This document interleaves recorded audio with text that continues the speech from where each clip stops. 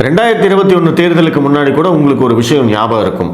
ராசா வந்து எடப்பாடி பழனிசாமியுடைய தாயை பற்றி, அவருடைய பிறப்பை பற்றி அசிங்கமா பேசினார்.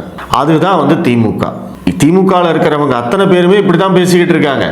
இப்போ வந்து பொன்முடி ஆகட்டும், KKSSR ஆகட்டும், ராஜகண்ணப்பன் ஆகட்டும், எல்லாருமே வரிசையாக மாற்றத்துக்கு காரணம் என்ன அப்படின்னா, இவங்களுடைய டிஎன்ஏலேயே இந்த அசிங்கம் தான் இருக்கு. அசிங்கம் பிடிச்ச கட்சி தான் வந்து திமுக. அதில் வந்து எனக்கு மாற்று கருத்தே கிடையாது. அதே மாதிரி தான் எடப்பாடி பழனிசாமி இந்த கோயில் விஷயத்தை பற்றி பேசினதுக்கு ஸ்டாலின் அவர்கள் ரிப்ளை பண்ணியிருக்காரு. ரிப்ளை என்ன பண்ணியிருக்காரு தெரியுமா? எடப்பாடி பழனிசாமி வந்து கொடுத்த காசுக்கு மேலே கூறாரு அப்படின்னு ஒரு வார்த்தையை பயன்படுத்தியிருக்காரு. அவருக்கு எழுதி தரவங்க யாரோ வந்து வடிவேலு பட ரசிகர்கள் போல இருக்கு. ஸோ அதனால வந்து அந்த மாதிரி எழுதி கொடுத்துருக்காங்க. ஸோ அதற்கு காரணம் என்ன அப்படின்னா, எடுத்த உடனே எடப்பாடி பழனிசாமி அட்டாக் பண்ணுறது.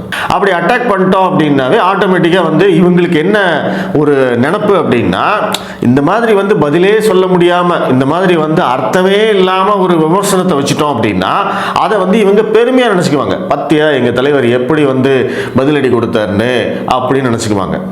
இதுக்கெல்லாம் வந்து நீங்க என்ன பதில் சொல்லுவீங்க? அப்ப இதுக்கு பதில் சொல்லணும் அப்படின்னா அதே மாதிரி தரக்குறைவா நம்மளும் பேசணும். அப்ப அப்படி பிடிச்சி இழுக்கிறது தான் இவங்களுடைய வேலையா இருக்கு.